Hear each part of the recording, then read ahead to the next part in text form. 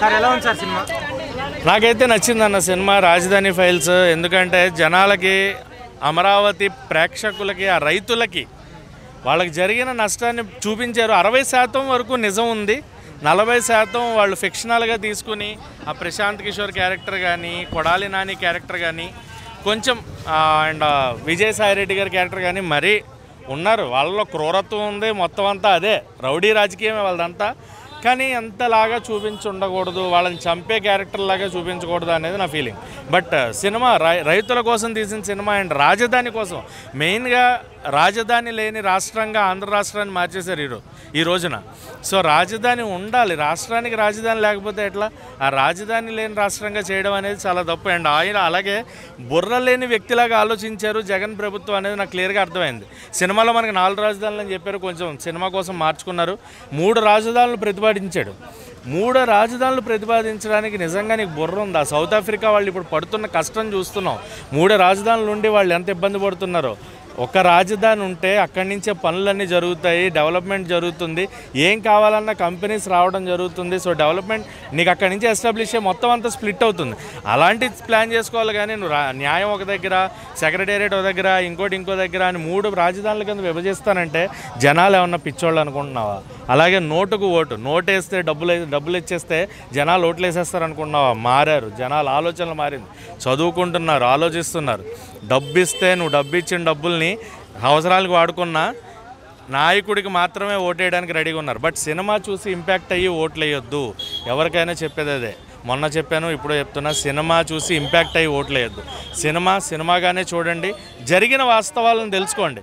కానీ మంచి నాయకుడు ఎవరు, వాళ్ళ మేనిఫెస్టో ఏంటి, వాడు మనకు వస్తే మనకేం చేస్తాడు, ఒక ఛాన్స్ అడిగాడు కదా అని ఛాన్స్ ఇచ్చేసాడు, నెత్తి మీద కూర్చోబెట్టుకుంటే 5 ఏళ్ళు రాజధాని లేకుండా చేస్తాడు.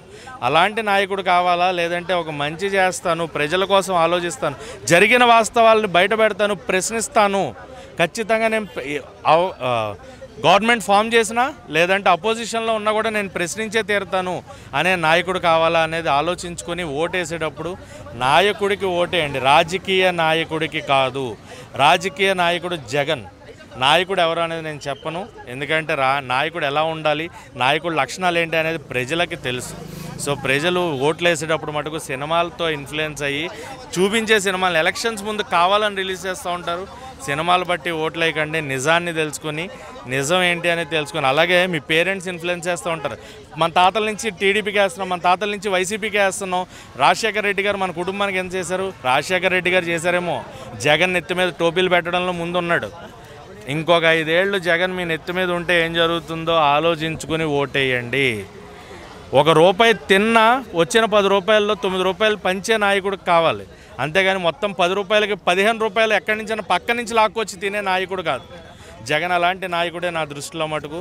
ఇంకొక 5 ఏళ్ళు ఆంధ్ర గనక జగన్ చేతిలో ఉంటే ఆంధ్రాని పక్క దేశానికి అమ్మేసుకోవచ్చు, మధ్యలో నుంచి అలా మొక్క తీసేసి. సో ఆలోచించుకొని ఓటేయాల్సిందిగా కోరుకుంటున్నాం. అంతేగాని సినిమాలు చూసి మటుకు ఓట్లు వేయకండి. స్టోరీ అయితే అది అందరికీ తెలియదు, మీడియాలో ఆల్రెడీ డ్రాప్ చేస్తారన్నారు కదా, అందులో మీడియాలో అప్పుడు చూపించలేదు కదా. ఈ సినిమా ద్వారా చాలా తెలిసాయి, కానీ అది చెప్పేంత దమ్ము ధైర్యం అయితే ఎవరు ఉన్న వాళ్ళ దగ్గర మాట్లాడాలి. మన పవన్ కళ్యాణ్ ఏం లేరండి, ఓన్లీ రాజధాని రైతుల గురించే చెప్పారన్న. ఒక మన మనిషికి గుండె అనేది ఎంత ఇంపార్టెంటో, రాష్ట్రానికి రాజధాని అనేది అంత ఇంపార్టెంటో. రాజధాని అనేది ఆ సినిమాలో బాగా చూపించారు. తండ్రి అనేవాడు ఒక్కడే ఉండాలి, కానీ అలాగ ఉండాలో 3-4 ఉంటే తండ్రులు ఉంటే బాగోదు కదా.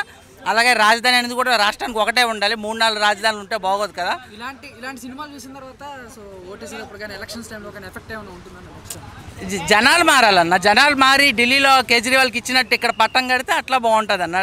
జనాలు మారకుండా ఏముంటుంది అన్న, జనాల్లో మార్పు రావాలి. మార్పు వస్తే ప్రతి ఒక్కరు ప్రీ స్కీమ్స్కి అలవాటు పడిపోయి ఉన్నారు, వాళ్ళు మార్పు రావాలి. ఎవరైనా నాకు ఈ స్కీమ్ వద్దని చెప్పి ఇచ్చేసే ఇది ఉందా, ఒక్కరు కూడా ఇయ్యారు. ప్రీ స్కీమ్స్ ప్రతి ఒక్కరు తీసుకొని ఉంటారు, తీసుకున్నప్పుడు మాట్లాడకూడదు. ఆ ప్రీ స్కీమ్స్ తీసుకోవడం మానేసి రిటర్న్ ఇచ్చేసి మా రాష్ట్రాన్ని డెవలప్ చేయండి అని అడగండి ఈ ఓటేసేటప్పుడు. ఇక్కడ ట్రైలర్లో గుడివాడ క్యాసినో అని గొడ్డల సీన్స్ అది ఒక ఐటమ్ సాంగ్లో మాత్రమే చూపించారు. అది మొత్తం సినిమా మొత్తం కాదు, ఒక క్యాసినో గుడివాడ అనే స్కీమ్ని ఒక ఐటమ్ సాంగ్లో మాత్రమే చూపించారు అంతే. గొడ్డల సీన్ కూడా చూపించారు, అది అంత ఒక లాస్ట్ క్లైమాక్స్లో చూపించారనమాట. సో హైలైట్ సీన్స్ ఏంటి అమరావతి రాజధాని ఫైల్స్? హైలైట్స్ అంటే సినిమా చూసిన తర్వాత మనకి ఎంత జరుగుతుందా, మనకు ఒక ప్రతి ఒక్కరూ ఒక రాష్ట్రం అనేది రాజధాని అనేది అవసరమే కదా, ఆ రాజధాని కంపల్సరీగా కావాలని సినిమాలో బాగా చూపించారు.